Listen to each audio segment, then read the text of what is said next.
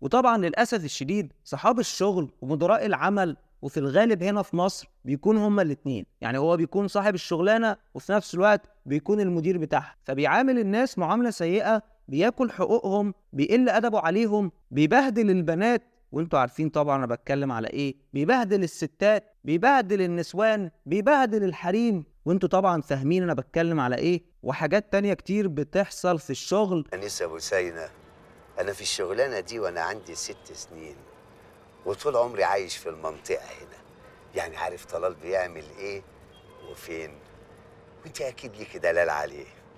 بنت حلوة وصبية زي التفاحة الصبحة. صدق انك راجل هزء وقليل الادب. هو اللي يقول الحقيقة يبقى قليل الأدب؟ طب عيني في عينك كده، بذمتك ما رحتيش لطلال المخزن ولا مرة؟ راجل ناقص وسافل. تبقى رحتي.